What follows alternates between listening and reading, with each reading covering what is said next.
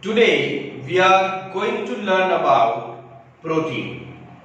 Actually, we already talked about the introductory part of protein. Protein is complex nitrogenous organic compound which is present in the protoplasm of cell. It has various functions. We will discuss later. But the monomer of protein is that amino acid. What is the structure of amino acid?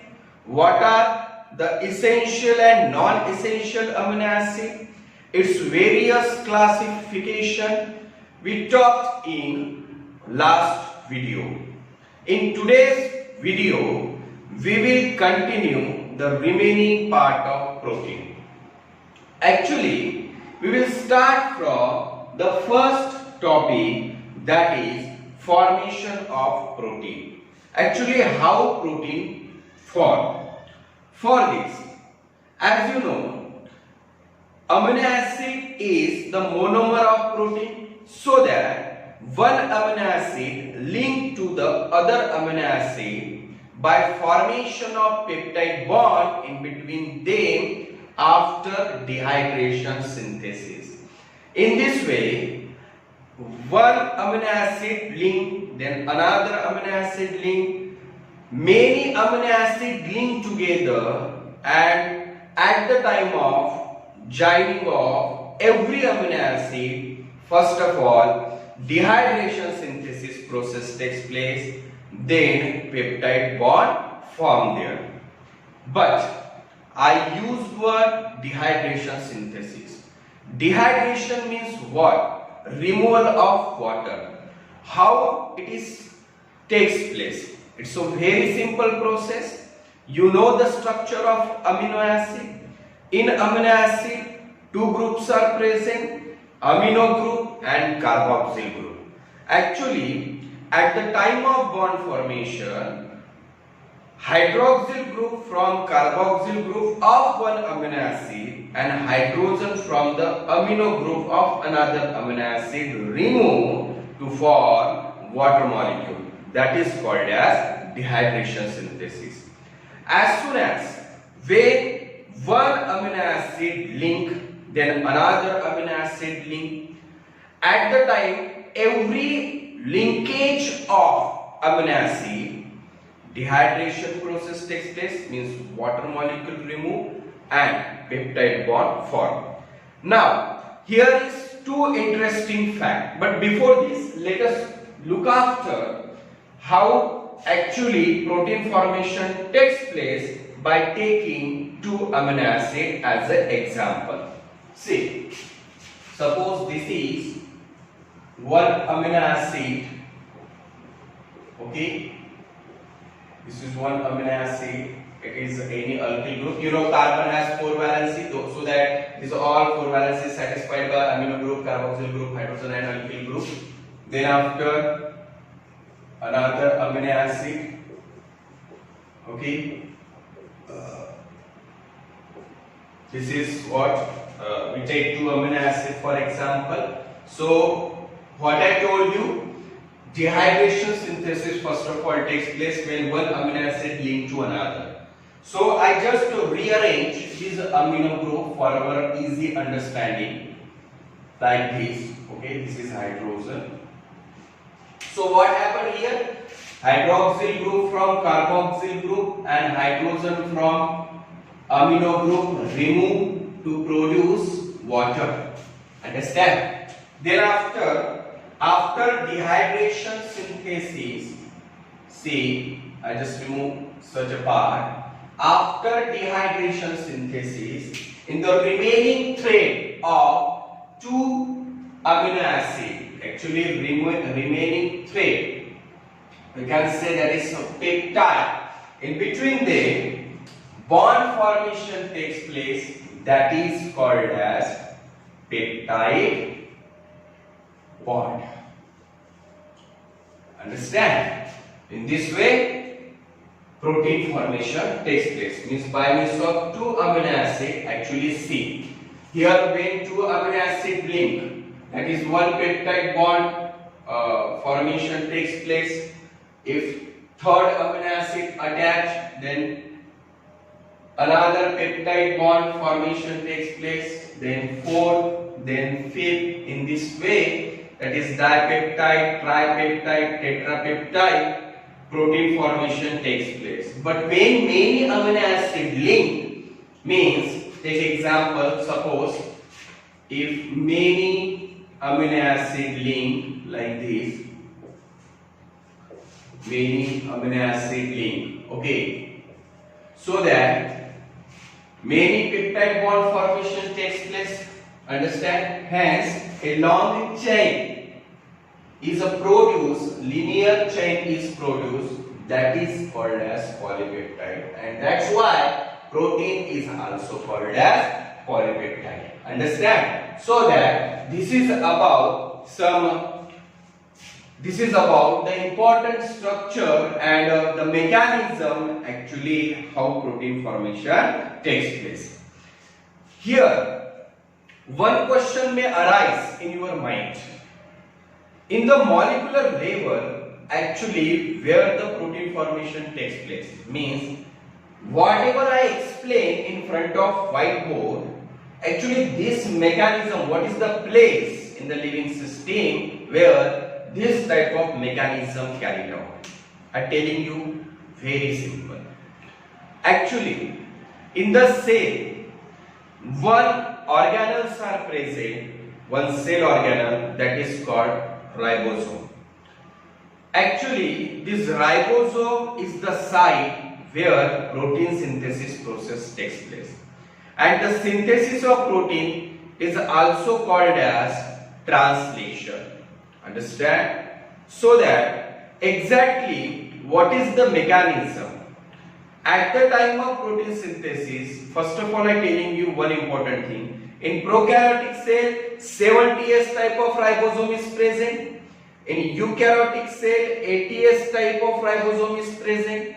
Both of the ribosome contain two subunits, larger subunit and smaller subunit. During translation, when the both subunits join together, it forms a cleft, and this mechanism takes place in that cleft. Actually, no doubt, for translation, for protein synthesis, various machineries are needed.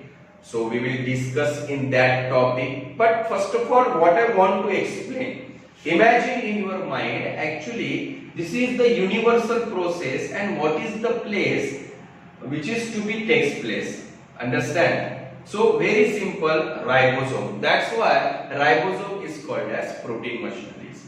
And at the time of, actually, see, you know, whatever the biological process carried out in the living system, it is possible because of the enzymes, understand? That's why enzyme is called as biocatalyst. So that here also, for the formation of peptide bond, one enzyme is essential, that is called peptidyl transferases. Peptidyl transferases. So that peptidyl transferases is important here, or play an important role for the formation of peptide bond between the two amino acids. In this way, protein formation takes place. Understand? That's all. Then after, what is the classification of protein? You should know. Actually, there is a different basis of classification, about 4 bases of classification included in this topic. So that one by one we will discuss. Next topic, classification of protein. And as I said, the first basis of classification is that is on the basis of number of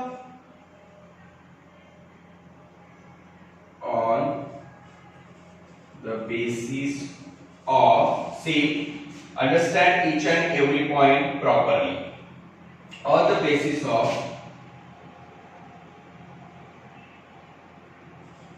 number of polypeptides. on the basis of number of polypeptide. See. So that how many polypeptide chains are involved. On the basis of this, it is of two types of protein, and they are, first one is monomeric protein,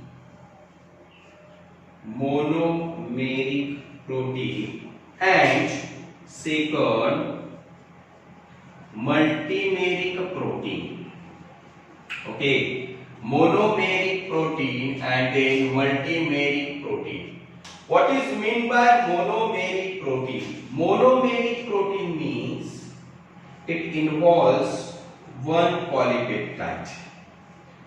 Means when the one polypeptide chain involves such a protein is called as monomeric protein. In the living system, various monomeric protein play their important role. So let us look after two examples here for our understanding. That is, first one is lysozyme.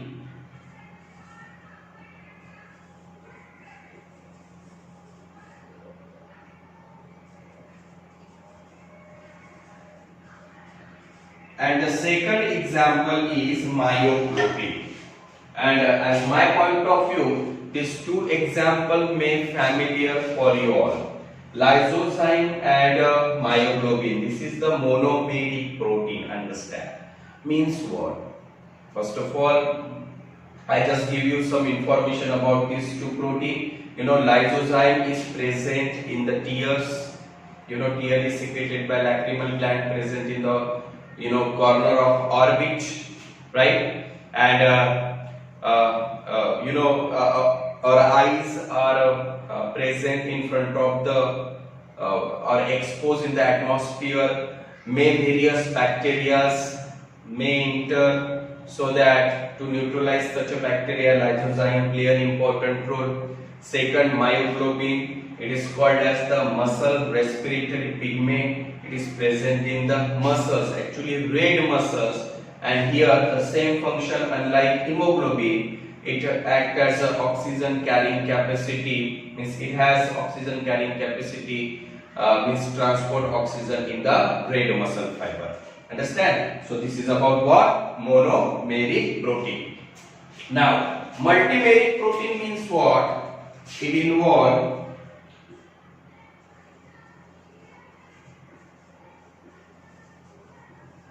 many polypeptide.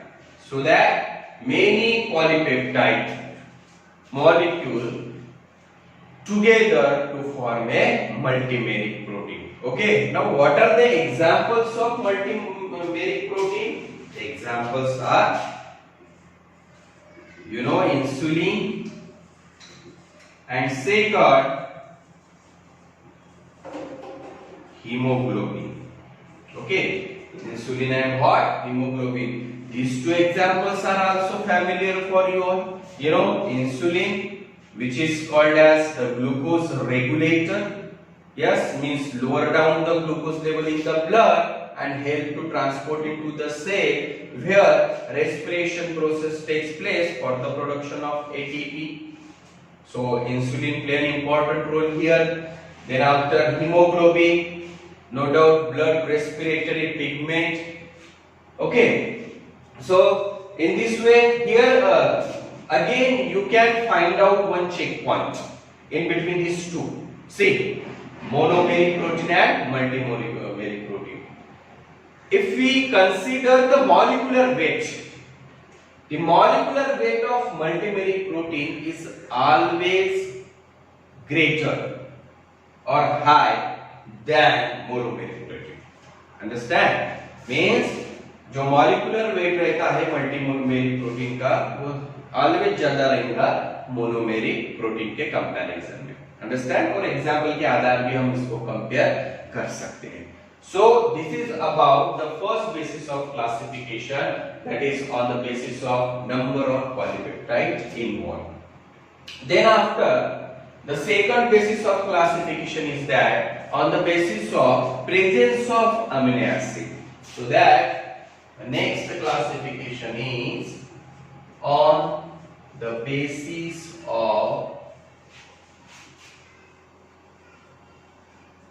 presence of amino acid. Means how many numbers of amino acids are involved, or which type of amino acids are involved. On the basis of this this protein is of two types, and they are, first one, that is first class protein, and second is that second class protein. Understand? It is very easy. First class protein is also called as complete protein. Complete protein. And second class protein is also called as incomplete protein. So how can we differentiate in between these two types of protein on the basis of amino acid? Understand? First class protein means what? It has all types of, means this type of protein have all types of amino acid. Okay, they include all types of amino acid, means essential and non-essential amino acid, both. Where the particular protein contain all types of amino acid, that is essential and non-essential. If we take example, essential amino acid 10, non-essential amino acid 10, we already talked about it. Okay, so that when these all amino acid involved in the formation of protein, such a type of protein is called as first class protein, that is complete protein. What are the example? Very easy. Animal protein. All types of animal proteins are called as first class protein. Understand? Second class, that is second class protein. See here, if we compare between this, it lacks some amino acid as compared to this. Means some amino acid may lack. Means all types of amino acid is not involved in the formation of protein. Such a protein is called as second class protein. Understand? And what is the example? Example is that plant protein. See, that is plant protein. In this way, first of all, here also you can find out one checkpoint. And my dear student, you should understand, and one point to be noted. And what is that? When you studied any topic, you should find out checkpoints, which is very much important for you all. You should compare, and analytic power is must for the understanding of topic. So how can we find out one checkpoint? That is first class protein and second class protein. This name represent or tell us detailed information about its importance. Understand? Actually, protein is called as the building block organic compound, no doubt, for the structural framework, for transportation, for defensive mechanism, or any other. In every living system, protein play an important role. Hence, it is called building block.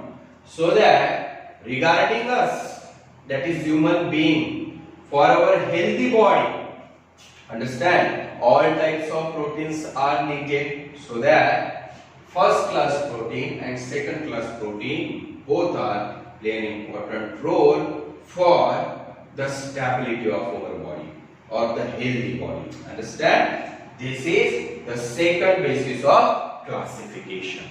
Understand?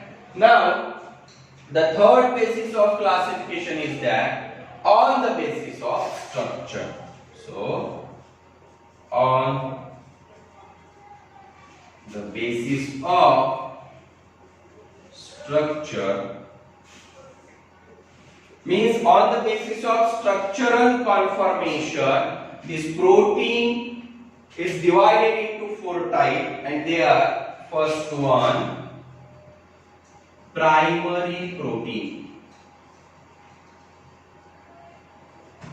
Now, what is meant by primary protein? Primary protein means it forms a linear chain, means many amino acid link together to form a linear chain like this. Understand? That is called as primary protein. So that it is also called as, means it has linear conformation, that is linear structure. Okay, and the bond formed between them, that is called as peptide bond. So that now this is called as primary protein. Now some important explanation. Actually, those proteins are produced during translation in ribosome are called as primary protein. It is the linear chain, linear polypeptide molecule, you can say. And here, that is in primary protein, only one bond is involved, that is called as peptide bond. Peptide bond. Which one? Peptide. That is called as peptide bond. And these type of protein, means primary protein, are normally non-functional.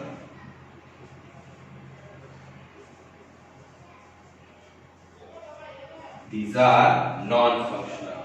But what I say, primary protein are generally non-functional. But here is one exception. And this exception is that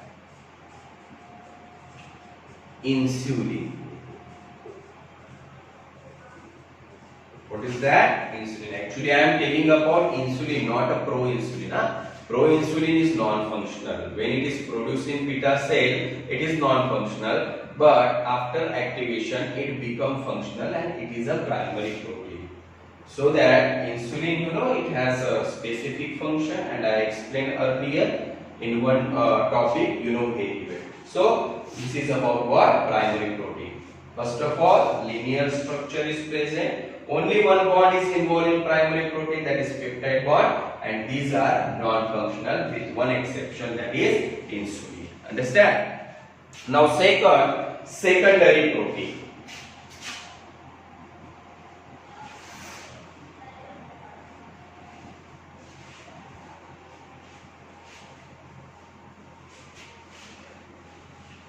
So let us take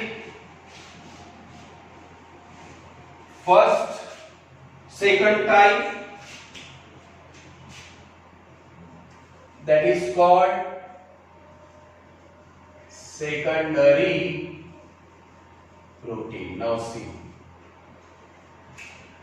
actually secondary protein is little advanced than primary protein. And secondary protein is present in two structures or exist in the living system in two forms. First one is called as alpha helix protein. Alpha helix protein. Understand? And the second is that beta pleated protein, which is also called as, actually it is also called as alpha helix structure and beta pleated structure. So what is the difference in between them? Actually in alpha protein, suppose I draw, why it is called as helix? Because it is look like helical structure, that is called as helix, hence it is called as alpha helix protein. So this dot represents the amino acid. Okay, this dot represents the amino acid So in between the amino acid, no doubt, that is which bond is present? Peptide bond. Which one? Peptide bond. But here between these two amino acids, in these two amino acids, which bond is present? Peptide bond. But after the formation of helical structure, if these two amino acids link with each other, here which bond is produced? That is called as hydrogen bond. Which one? Hydrogen bond. Understand? That is called alpha helix protein. Now, in the second beta pleated protein, here we take actually in the primary protein only one protein chain involved. In the secondary protein, that is one or two, is maximum two protein chains are involved. So here we take two protein chain, which this is the two protein chain, okay, and these are the amino acid of that protein chain.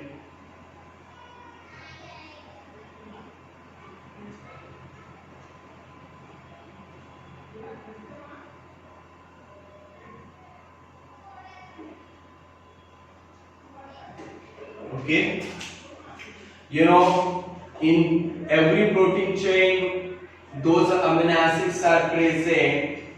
In that amino acid, that is peptide bond is present, but when between these two protein chain, if these two amino acid link, understand, and those bond form here, that is called as hydrogen bond. And such a type of structure is called as beta pleated structure or beta pleated protein. Understand? So, how can we differentiate in between alpha helix protein and beta pleated protein?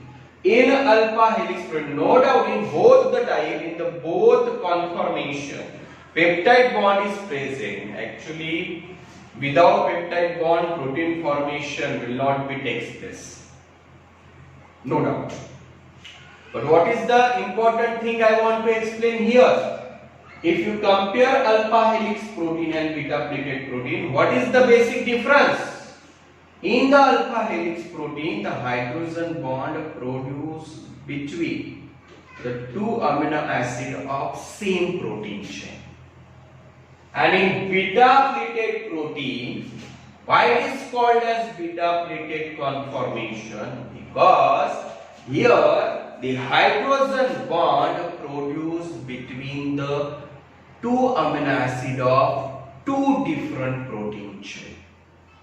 This is the differences. Understand this checkpoint?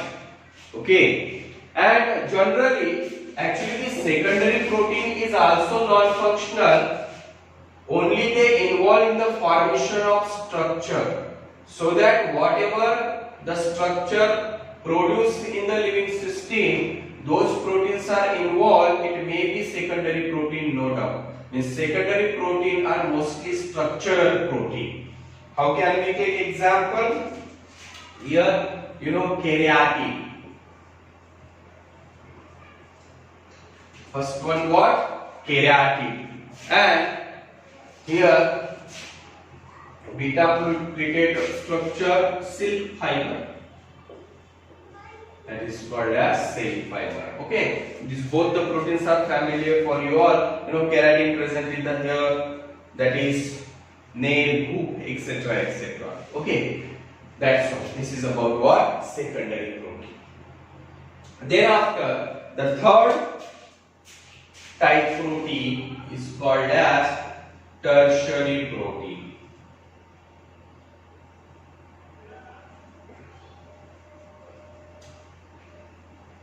Now, understand when we will discuss about every class and his classification, this basis of classification is too much important on the basis of structure. Majority of question asked in this topic. Okay, so understand every point. So next, tertiary protein. Actually, in the tertiary protein, 2 or 3 protein chains are involved. When 2 or 3 protein chains bond together and those structure are produced, that is called tertiary structure, and such a protein is called as tertiary protein. Let us understand. Suppose this is one protein chain, this is another one protein chain, and this is third. Understand? So in this way, here we take examples of 3 protein chain come closer to each other to form a tertiary structure, that is called tertiary protein. Okay. Now what is the important thing here? In tertiary protein, when it forms, no doubt peptide bond is present. First one. Okay. Second thing is that hydrogen bond is also present. Hydrogen bond. Third one is that ionic bond formation takes place. And fourth one is that sulfide or disulfide bond, which is also called as linkage. Mean four types of bonds are involved in the formation of tertiary protein. Actually, how this disulfide bond formation takes place? See, suppose this is the amino acid of one functional group, okay, and another functional group of another amino acid, for example, okay, that is carboxyl group. Understand? So that in between these two functional group, if one of the bond formation takes place, this linkage takes place by means of disulfide bond. Okay, with, understand, with whom, that is here, wait, one other substance. These other substance actually form link with these two functional group by means of disulfide linkage. But what is the condition? This substance must contain active site. What should be present here? Active site.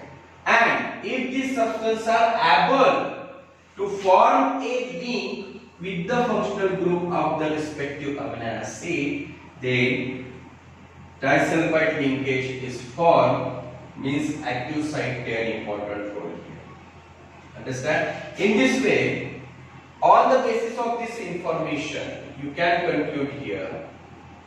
Actually, what can take the examples of tertiary protein? That is enzymes. You are familiar for this.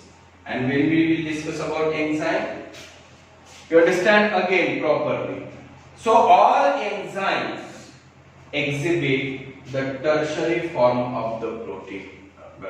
For exception, means with the exception of some enzymes, not all enzymes. There are RNase enzymes. Actually, RNase is not made up of by protein. You know very well. That is one sentence, important sentence. What is that? That is, all enzymes are protein, but all protein are not enzymes. Understand? But for the first statement, all enzymes are protein, but there are some exception. That is RNase type of protein. Or again, there is various example. These are not the proteinaceous form. So those enzyme is made up of by protein. Such an enzyme exhibit tertiary structure. We structure tertiary. Understand? And functionally, these are functional. Means specifically functional. See, that is specifically functional. And as you know very well, enzymes are specific, na? And this specific characteristic of enzyme due to this tertiary structure.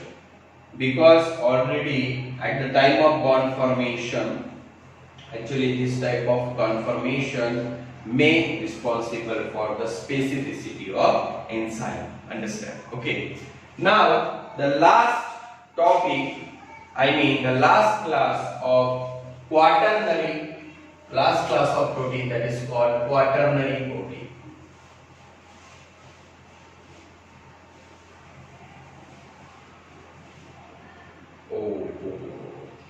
Sorry. That is quaternary protein.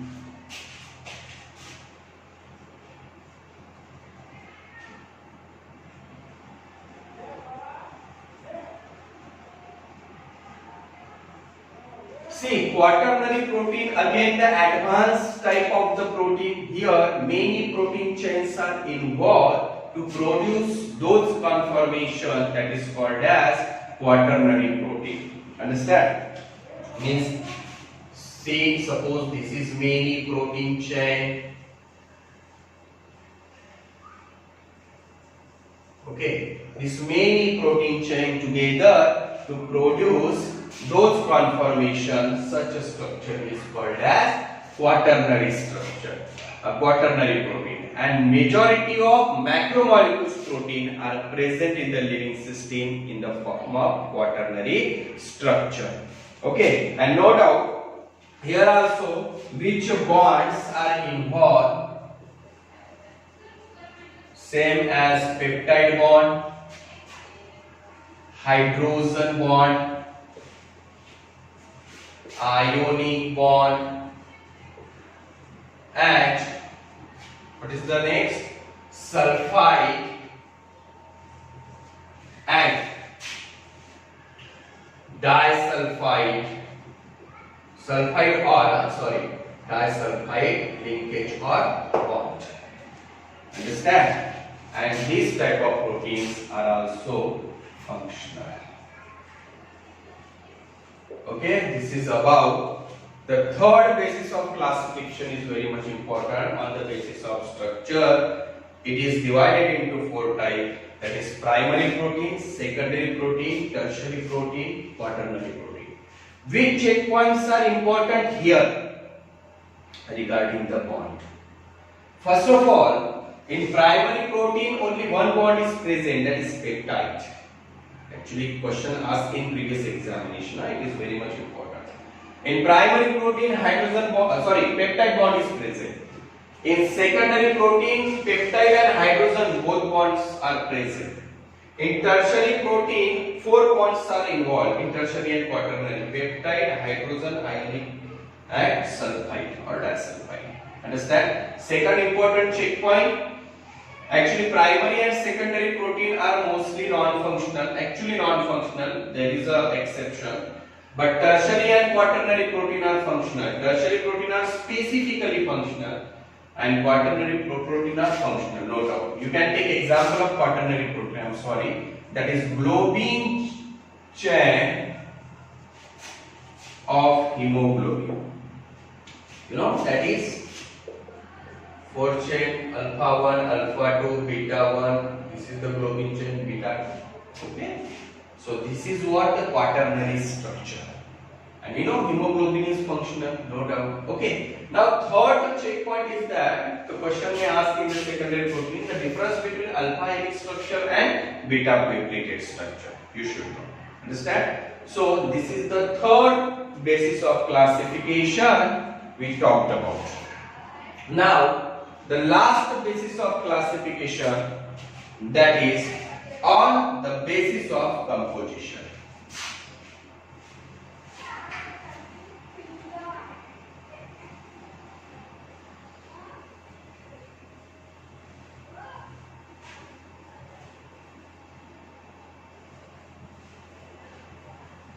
Next one is that on the basis of composition,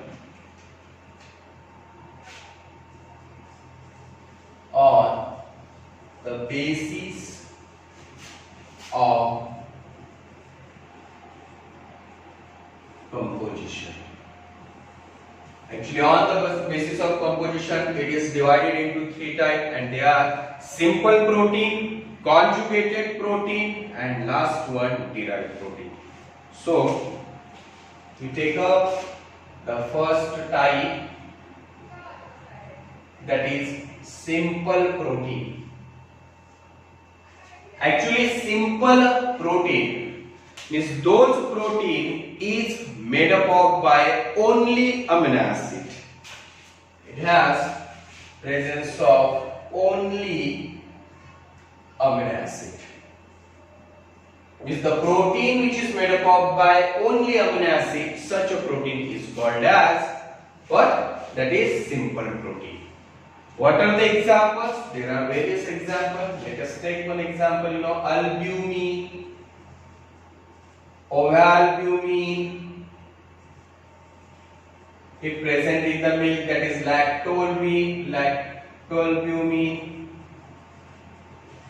etc. These are the examples of what? Simple protein. Understand, the protein is made up of by only amino acid. Second, conjugated protein. Conjugated protein. What is meant by conjugated protein? The protein which is made up of by amino acid and non-protein part. It means this non-protein part may be any prosthetic group. It must be other than protein. Understand? So how can we write here? It is made up of by conjugated protein means what? That is amino acid plus non-protein part, and this non-protein part you can say that is prosthetic group, means it is other than protein. We can take some example here, like lipoprotein. See, in the lipoprotein, that is lipid is the prosthetic group, fats and protein. Second example you can take chromoprotein. In the chromoprotein, chromo means any types of color and protein. Then mucoprotein. Mucoprotein, that is muco means mucopolysaccharide, and then after protein, nucleoprotein. In the nucleoprotein, that is nucleic acid, DNA or RNA, and then protein. It means in such an example, lipo, chromo, muco and nucleo, these are the non-protein part, means prosthetic group, and remaining are protein part. So, such a hemoglobin you can say, Hem means that is iron, okay, and Hem means iron means that is it contain iron containing compound ferric, right? And then after globin means protein. So these are the example of what? Conjugated protein. Understand? And the last type is that derived protein.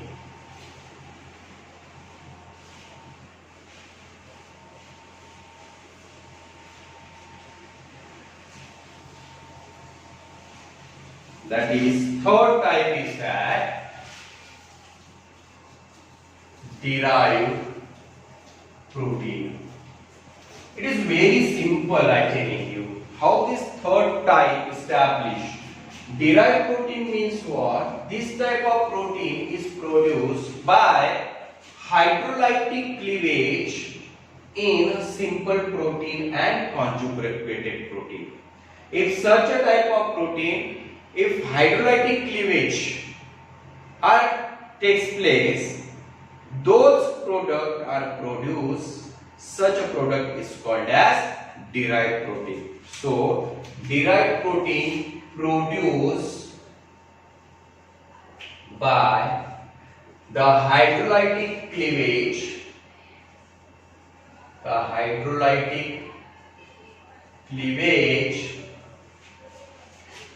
in simple protein and conjugated protein. So those proteins are produced, that is called as derived protein. What are the examples? There are various examples, but let us look some examples. That is like peptone, proteases, etc. These are the examples of derived protein. Peptone and proteases, these are the produce in digestion. When complex food break down into simple one, and when the breakdown of protein takes place, then some intermediate products are produced. That is peptone and proteases, so that these are the derived protein. In this